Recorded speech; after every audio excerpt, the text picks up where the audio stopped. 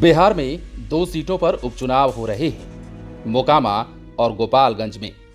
दोनों सीटों पर प्रतिष्ठा की लड़ाई है।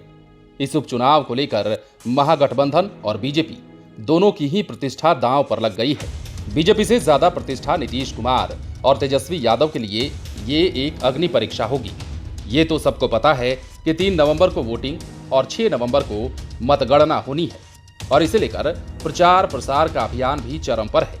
ये भी कह सकते हैं कि प्रचार से ज्यादा सेटिंग गेटिंग में नेता लगे हुए हैं। दशहरा के साथ ही अब दिवाली भी खत्म हो गई। अगले सप्ताह की शुरुआत में छठ है, लेकिन इन सब से हटकर बीजेपी और महागठबंधन के नेता लोकतंत्र के इस महापर्व को मनाने और फरियारे में अपनी ताकत को झोंके हुए हैं। फिलहाल बीजेपी नेताओं को उतारने में एक कदम आगे है, जबकि महागठबंधन अभी तक सोच ही रहा है। इसी बीच महागठबंधन से बड़ी खबर यह है कि तेजस्वी यादव दिवाली सेलिब्रेट कर दिल्ली चले गए हैं।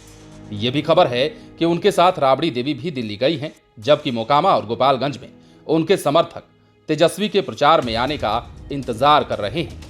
दरअसल मोकामा और गोपालगंज में होने वाले विधानसभा चुनाव को पॉलिटिकल एक्सपर्ट 2024 का लिटमस टेस्ट मान रहे हैं। इस टेस्ट में चेहरा आरजेडी का होगा, लेकिन असली लड़ाई बीजेपी और जेडीयू के बीच होगी। लेकिन इसमें तेजस्वी यादव की भूमिका को आप नकार नहीं सकते, क्योंकि इसके पहले बिहार में विधानसभा के 3 उपचुनाव हुए हैं, जिसमें से तारापुर, कुशेश्वर स्थान और बोचहा शामिल रहे। उस समय नीतीश कुमार एनडीए के साथ थे और एक ओर तेजस्वी यादव बिल्कुल अकेले थे। यदि कुशेश्वर स्थान को छोड़ दिया जाए तो तारापुर उपचुनाव में आरजेडी ने एनडीए को पानी पिला दिया था, जबकि बोचहा में तो आरजेडी ने एनडीए का पानी उतार दिया था। हालांकि तब कहने वाले यही कह रहे थे कि बोचहा में आरजेडी की जीत के अंदर ही अंदर नीतीश कुमार भी काफी खुश थे। बाद में यह कहना तब सही साबित हुआ जब नीतीश कुमार 9 अगस्त को महागठबंधन खेमे में चले आए। और अब तो पहले वाली स्थिति नहीं रही। सियासी गलियारे के गठबंधनों ने करवट बदल ली है, उसके स्वरूप बदल गए हैं। इसके साथ ही 2024 को लेकर भी तैयारी शुरू कर दी गई है। सियासी मैदान सजने लगे हैं। नीतीश कुमार ने जिस तरह राजनीति में 9 अगस्त को यू टर्न लिया, उससे पूरे देश की सियासी निगाहें बिहार की ओर मुड़ गई है। इतना ही नहीं, बिना समय गंवाए नीतीश कुमार विपक्षी नेताओं की गोलबंदी में समर्पित भाव से भी जुट गए हैं। तो बिहार में बीजेपी अब अपने दम पर खड़े होने की कवायद में लग गई है। इसे लेकर जहां बीजेपी ने जुलाई के लास्ट में पटना में मेगा शो का आयोजन किया, तो वहीं पार्टी के चाणक्य कहे जाने वाले अमित शाह ने सीमांचल से अपना शंखनाद भी कर दिया। हालांकि शंखनाद के समय मोकामा और गोपालगंज की चुनावी डेट नहीं आई थी, लेकिन अब इसकी डेट भी जारी कर दी गई है। हालांकि अब यह भी कहा जा रहा है कि अमित शाह एक बार फिर से बिहार आने वाले हैं और इस बार नीतीश कुमार के गढ़ नालंदा में दहाड़ेंगे। लेकिन इस दहाड़ के पहले मोकामा और गोपालगंज के रूप में 2024 का सेमीफाइनल हो चुका होगा, यानी इन दोनों सीटों का रिजल्ट आ चुका होगा। जहां तक प्रचार का मामला है तो बीजेपी खुलकर मैदान में आ गई है। शाहनवाज हुसैन, जीवेश मिश्रा, विजय सिन्हा, संजय जायसवाल, सम्राट चौधरी समेत अन्य नेताओं ने अपने बयानों से नीतीश कुमार की घेराबंदी तेज कर दी है। यहां तक कि बिहार प्रभारी बनाए गए मराठी नेता विनोद तावड़े भी मोकामा पहुंच गए थे।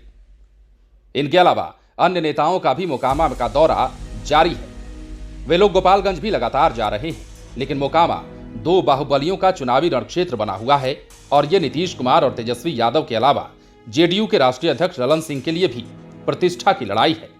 हालांकि कहा जा रहा है कि नीतीश कुमार भी चुनाव प्रचार करने जाएंगे। पिछले दिनों जेडीयू के प्रदेश अध्यक्ष उमेश कुशवाहा ने कहा था कि अनंत सिंह से भले ही मतभेद था, लेकिन कोई भी मतभेद नहीं है और गठबंधन धर्म का पालन करना जेडीयू भली भांति जानता है। लेकिन तेजस्वी यादव के अचानक दिल्ली चले जाने से उनके समर्थकों का इंतजार और भी बढ़ गया है, क्योंकि उनके समर्थक अंदर से चाह रहे हैं कि तेजस्वी जल्द से जल्द चुनाव प्रचार करने क्षेत्र में जाएं। मोकामा हो या गोपालगंज, दोनों ही क्षेत्रों के आरजेडी समर्थक तेजस्वी यादव को लेकर जोश में हैं। आपको पता होगा कि तेजस्वी यादव ने तारापुर उपचुनाव को प्रतिष्ठा की लड़ाई मानकर पूरे जोश के साथ चुनाव प्रचार किया था।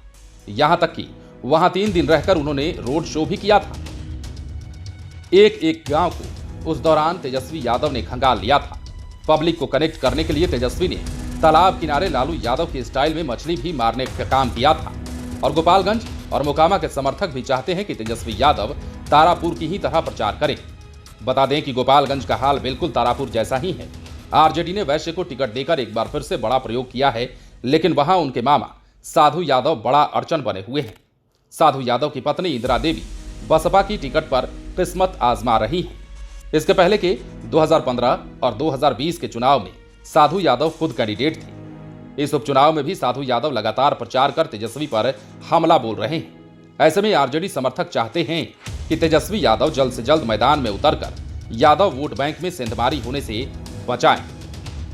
पहले ये बताते हैं कि बिहार की जिन सीटों पर उपचुनाव होने हैं वहां का बैकग्राउंड क्या है और वहां की स्थिति कैसी है। सबसे पहले बात होगी मोकामा की। मोकामा विधानसभा सीट बाहुबली नेता के रूप में चर्चित अनंत सिंह का इलाका है। यहां से अनंत सिंह लगातार 5 बार विधायक बने हैं। जब वे जेल में थे तब भी जीते थे और जब बाहर थे तब भी जीत हाथ लगी थी। अनंत सिंह मोकामा से निर्दलीय भी जीते हैं और जब वे जेडीयू और आरजेडी में थे तब भी जीते हैं। अनंत सिंह के भाई भी एक बार मोकामा से विधायक रह चुके थे। हालांकि भाई की मौत के बाद ही अनंत सिंह ने मोकामा की सत्ता संभाली थी, लेकिन घर में हथियार रखने के मामले में सजा मिलने के बाद अनंत सिंह की विधायकी चली गई और ये सीट खाली हो गई है। पॉलिटिकल एक्सपर्ट की माने तो मोकामा विधानसभा क्षेत्र भूमिहार बाहुल्य है और यहाँ पर अनंत सिंह का शुरू से ही दबदबा रहा है। अब तो आरजेडी के साथ ही जेडीयू भी महागठबंधन में शामिल हो गया है, इसलिए आरजेडी को जेडीयू की भी ताकत मिल गई है। जबकि 2020 के चुनाव में जेडीयू बीजेपी के साथ था। बिहार में सत्ता परिवर्तन के बाद बीजेपी ने विधानसभा में विजय सिन्हा को नेता विधायक दल बनाकर भूमिहार वोटरों को बड़ा मैसेज देने की कोशिश की है। वहीं अनंत सिंह से फरियाने के लिए बीजेपी ने मोकामा वाले फेमस ललन सिंह की पत्नी सोनम देवी को मैदान में उतारा है और महागठबंधन की ओर से आरजेडी के टिकट पर अनंत सिंह की पत्नी नीलम देवी चुनाव लड़ रही है। अब बात करते हैं गोपालगंज की। यह सीट बीजेपी की सिटिंग सीट है। 2020 में इस सीट पर एनडीए की ओर से बीजेपी के टिकट पर सुभाष सिंह ने कब्जा जमाया था। जब बिहार में एनडीए सरकार थी तो उसमें सुभाष सिंह सहकारिता मंत्री बने थे, लेकिन हाल ही में सुभाष सिंह का निधन हो गया। इस सीट से बीजेपी ने सुभाष सिंह की पत्नी कुसुम देवी को टिकट दिया है ताकि पार्टी को सहानुभूति वोट का फायदा मिले। वहीं महागठबंधन की ओर से आरजेडी ने गोपालगंज सीट को अपने पाले में करने के लिए मोहन गुप्ता को टिकट दिया है ताकि वैश्य वोट का फायदा मिल सके। पॉलिटिकल एक्सपर्ट की माने तो बिहार में होने वाले उपचुनाव यहां की राजनीतिक दलों के लिए लिटमस टेस्ट की तरह है। 2024 के लोकसभा चुनाव पर भी इसका असर पड़ना तय माना जा रहा है। ये उपचुनाव बीजेपी के लिए तो प्रतिष्ठा का प्रश्न बनेगा ही, साथ ही नीतीश कुमार और तेजस्वी यादव के लिए भी अग्नि परीक्षा से कम नहीं होगा।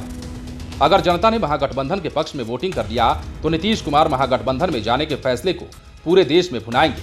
अगर बीजेपी के पक्ष में यह जनादेश हुआ तो बीजेपी को यह कहते भी देर नहीं लगेगी कि नीतीश कुमार ने धोखा दिया और यदि राजनीतिक पार्टी अपनी अपनी सिटिंग सीटों को ही केवल बचाएगी तो आने वाला समय बताएगा कि इसे वे किस रूप में देखते हैं और क्या कुछ कहते हैं। इस सेमीफाइनल को फाइनल में पार्टियां किस तरह से भुनाती हैं, ये भी देखना दिलचस्प होगा।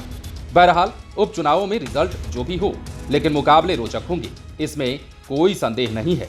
लेकिन आरजेडी के पक्ष में ये सीट होने के लिए तेजस्वी यादव को तारापुर की तरह ही मोकामा और गोपालगंज में समय देना होगा, ना कि उन्हें 11वें ओवर में दिल्ली के दौरे लगाने होंगे, क्योंकि यह समय अग्नि परीक्षा का है। लाइव सिटीज के लिए पटना से राजेश ठाकुर की स्पेशल रिपोर्ट। यदि अब तक आपने हमारे चैनल को सब्सक्राइब नहीं किया है तो सब्सक्राइब कर लीजिए ताकि हम आपको खबरों से अपडेट रख सकें। यदि आप इस वीडियो को फेसबुक के माध्यम से देख रहे हैं तो हमारे पेज को लाइक करें। इसके अलावा आप लाइव सिटीज को ट्विटर पर जरूर फॉलो करें।